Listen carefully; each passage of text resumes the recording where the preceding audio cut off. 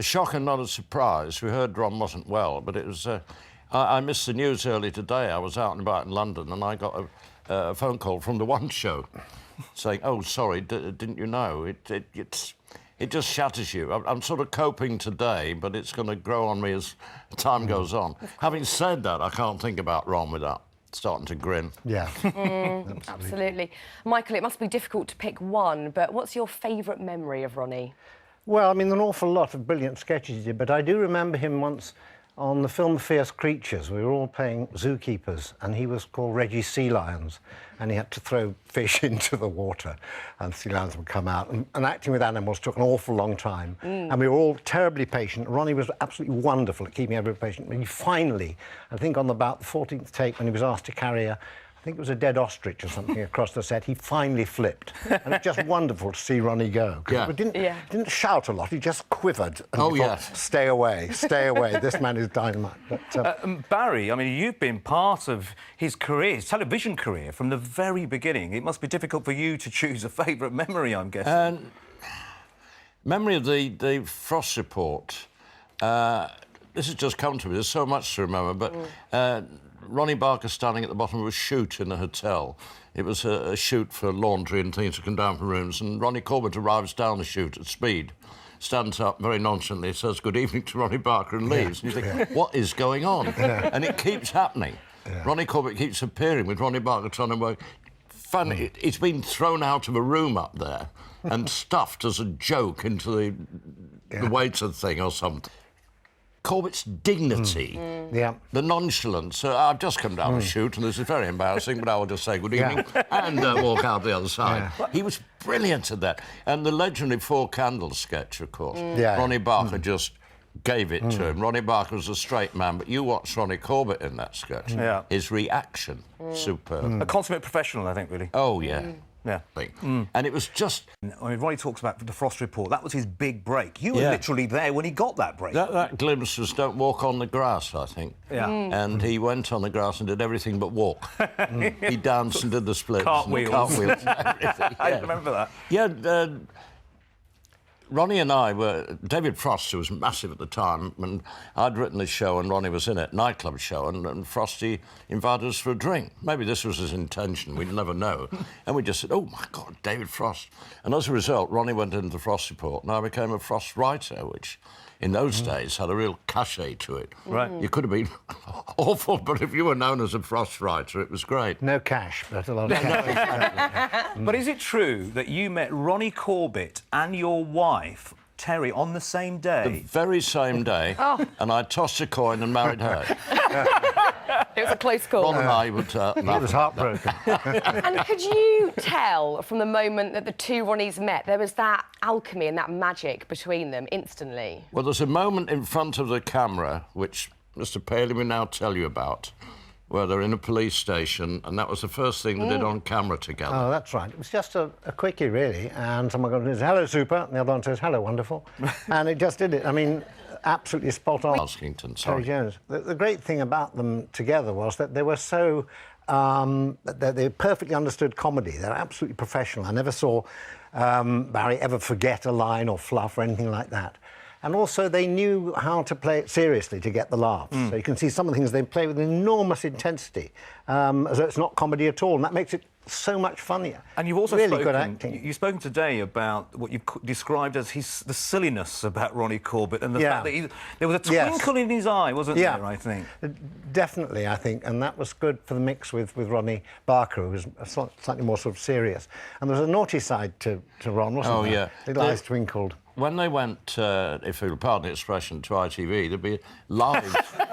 It's OK, you can mention it once on the show. Away with it. No more. As I was saying to Donald Trump the other day, no, live television, Ron, you could feel little Ron would probably be delighted if a bit of the scenery fell down or somebody came on at the wrong moment.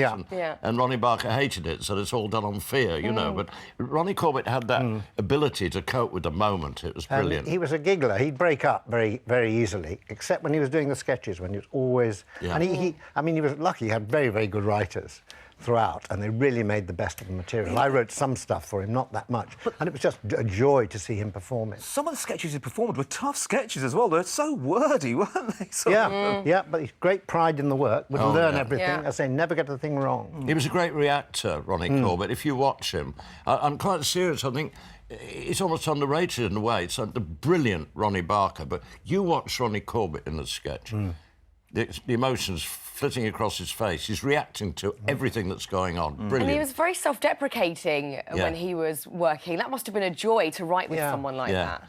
He was arrogant in his humility. Yes, yes, always going on and on about his humility. Oh, not again. But it's true. Some comedians would probably go, OK, enough of the height jokes now, enough of the small jokes, but he was doing them until the very end. Yeah, he didn't want to start with, and then Ronnie Barker encouraged him and said, no, you've got it, play on it. And then he started doing, you know, I've got a passport photograph, life-size, and he was doing all those jokes. Yeah. He'd play on it, you know, it was lovely. And Danny LaRue called him a miniature Cary Grant. What was that writing process like, working for Ronnie Corbett? Well, I mean, you did more than I did. I mean, you just Terry Jones and I wrote the scripts, sent them in, and if you were lucky, one was chosen, because these were great performers and also a lot of writers, so it was very competitive. There was a whole gang of us. I mean, once it got through, it was given the best treatment ever. Going to be done immaculately, but they were, particularly Ronnie Barker. Ronnie Corbett always said Ronnie Barker was a superb script editor. I mean, but they never disagreed. They'd read a sketch and go, yes, no, yes. They were complete on one wavelength. It was amazing. I think after a bit you tended to know what their strengths were. Yeah. Yeah. And we used to write, Terry and I wrote very irritating people, you know, and they'd be getting on, hello, I'm from Hendon, and all that. And Ronnie could do them brilliantly. We just knew Ronnie could do that better than anybody else. But they change roles all the time. Yeah. Some sketches, like the classic Four Candles, Ronnie Barker would be the straight man. Yeah. And then it was Ronnie, and then the other way round in another sketch. They The interchanged. voices he could do. I mean, he could do almost every accent going, couldn't he? Yes, I mean, yeah. Tremendous. So Absolutely wonderful. brilliant. Well, on the line now, we have another of Ronnie's great friends, Sir Bruce Forsyth. Sir... Yes, sorry about that. But I'm not very good with television remote control. It's the red the one show button. on, that's good. Brucey. Anyway, hello there, Fern and Ali.